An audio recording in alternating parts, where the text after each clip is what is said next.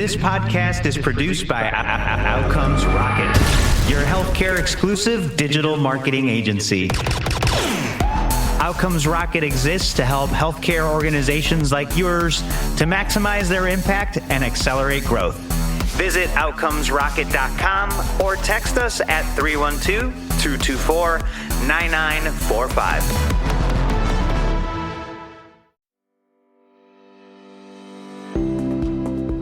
Hey everyone, welcome back to the Outcomes Rocket Founder Stories. I'm so excited to have y'all join us again. Today, I have the privilege of hosting Matt Gitelis. He is the founder and CEO at PatientIQ. Matt started his career as a financial analyst covering mergers and acquisitions and capital raises for clients based in New York, Chicago, Toronto. And after leaving the finance world in Wall Street, he worked as a researcher at North Shore University Health System and others, and he saw a lot of challenges. That's where his idea for PatientIQ came out. That's what we're going to be talking about today. Matt, I'm so glad you could join us. Yeah, thank you so much for having me. It's our pleasure. So look, let's get right into it, Matt. Tell us about your business. What do you guys do? How's it different? And why does it matter? Sure. Yeah. First, PatientIQ is a healthcare software company. The business itself is headquartered out of Chicago. And what we do is we help automate the collection of patient-reported outcomes data at scale. So we have this great privilege where we work with more than 750 healthcare institutions across the U.S. healthcare market in a variety of different care settings that we'll talk about. But at our core, what we do is when a patient schedules treatment at a provider, we automate the collection from their perspective on how they recovered after that treatment. And so I'll give a quick story because I think this maybe doesn't resonate with everyone. So as you graciously gave my background, I'm actually a business guy at heart, even though now I've worked in healthcare the last decade. So my quick story is that I started on Wall Street and I was working with data and data analytics and built a lot of my foundational skills. But I left the world of Wall Street because I wanted more impact and more mission, like a lot of people who actually pursue careers in healthcare. I'll give a quick story. So now I'm in my mid-20s. I actually totally pivot my career and now I'm going to medical school. So that was my first pivot.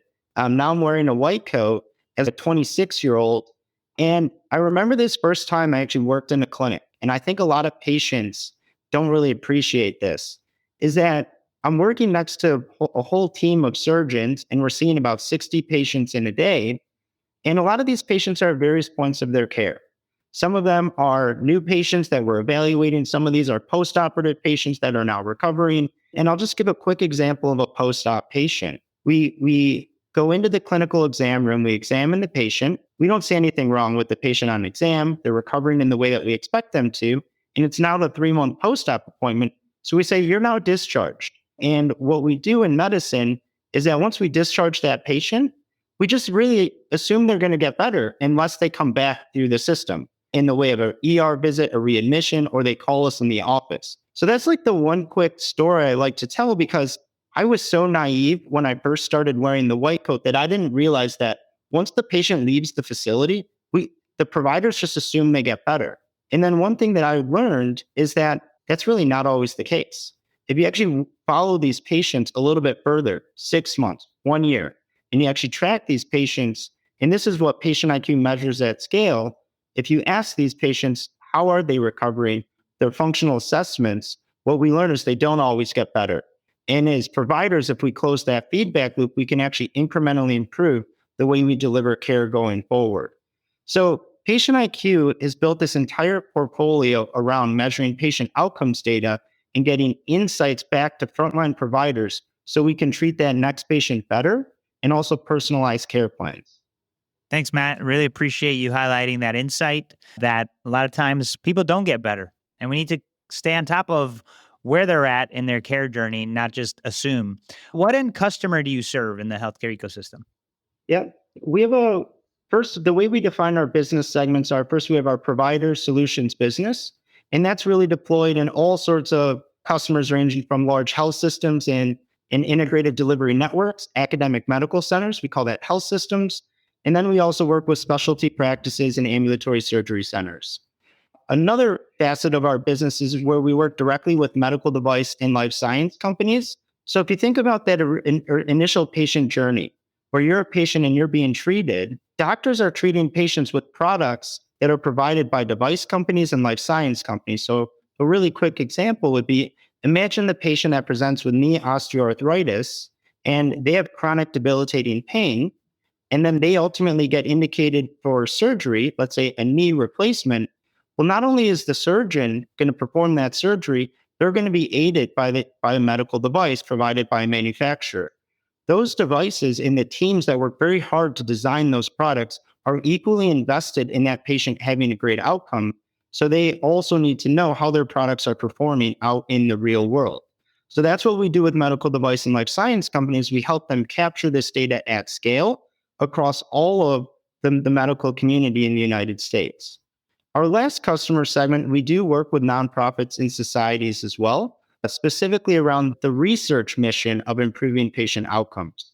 The bulk of our business is for just the standard of care, quality improvement. However, we do a lot of work in multi-center research, and that's facilitated through our nonprofits vertical. Yeah, thanks, Matt. Very succinct, and I appreciate you sharing all the divisions of your company. Seems like you're serving a lot of folks in the space with your tech platform.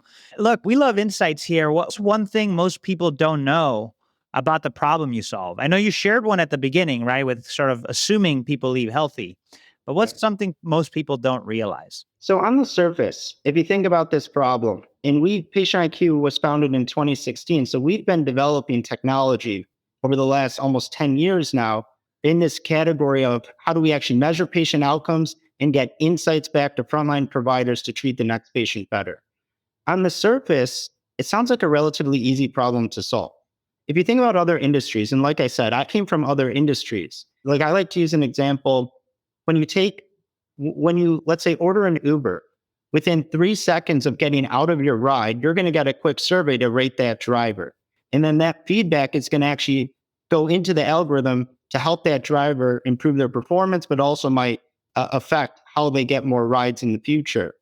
In healthcare, that feedback loop is really broken, where providers aren't continuously getting feedback about patient outcomes. And then if you do, meaning if you're able to measure that data at scale, what do you do with it? So what we've been doing is building technology that's automated into the electronic health record for every patient that is being treated at these hospitals. We then acquire data from the medical record as well.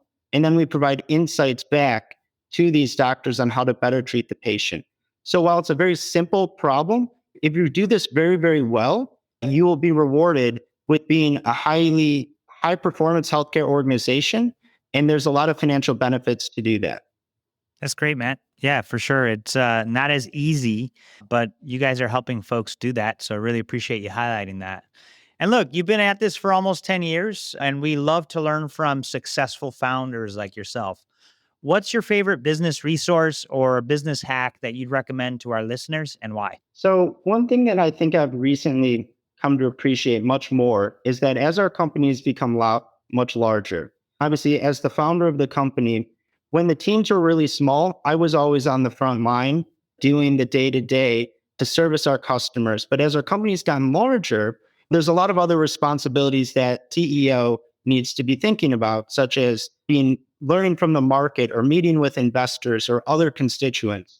So the one piece of feedback that I would give is that what I've since reflected on and what I've really learned is that where I could be most impactful to my organization is if I'm directly customer facing all the time.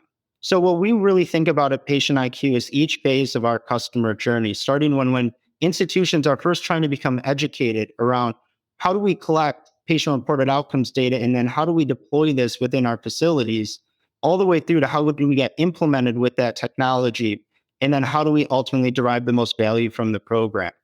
What I have learned and what I would recommend to others is that even though you have a lot of responsibilities as a CEO, for instance, to actually talk to your customers, get on the front lines, learn about the problems at each of those phases of the customer journey, and that will get you into problem solving mode with your team members on those same front lines. Of course, I read a lot about other companies in the industry more broadly. What I find to be the most impactful for my continuous learning is to actually get into the weeds a little bit to learn about the customer pain points because this market is evolving very quickly. And then when I can work directly with my team members on the front lines, that's when we can actually develop the most creative solutions to improve this overall. So that's one thing that I think a lot of people forget over time is that one of the best ways for continuous learning is just to be on the front lines and actually hear from the market directly. That's awesome, Matt. Yeah, it's a great reminder. When an organization does grow, it's a lot easier to be removed from that customer relationship. And so, a great reminder for all of us to stay close to our customers. They're the ones that sign our paychecks. So, I love that, Matt. Look, this has been awesome. I've really enjoyed our conversation today and learning more about what you and the team at PatientIQ do for reported outcomes and keeping things more front and center. What's the best place our listeners and viewers could get in touch with you if they want to learn more? Sure. First and foremost, if you're just curious about what do we do at PatientIQ or some of our products and services, I would first just point you to our website.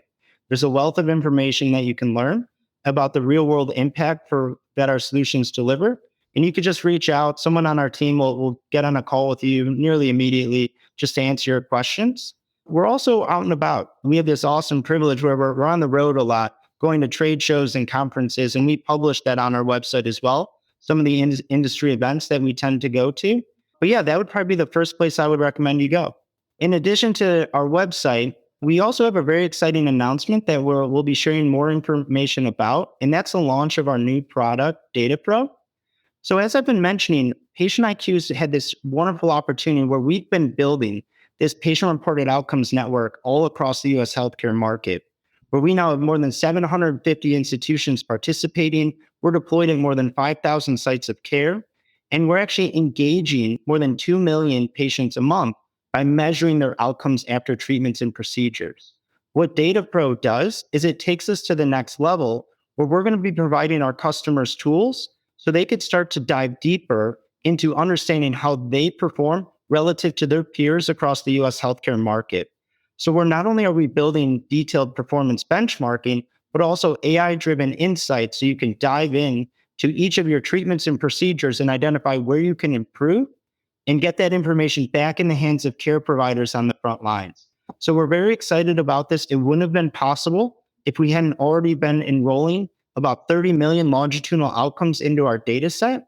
And this is something that we think is going to have a big, big impact in the industry. So I hope you check out the website to learn more, and we'll be sharing a bunch of cool stuff about it very soon. Well, Matt, thank you so much. Super impactful. And thanks for sharing all those figures. Very impressive. So folks, make sure you check out PatientIQ in the show notes. Check them out at one of the upcoming conferences. If something that mentioned was interesting to you, I'm sure that's a great place to go do a demo and meet the team. And most importantly, Matt, thank you for joining us. All right. Thank you.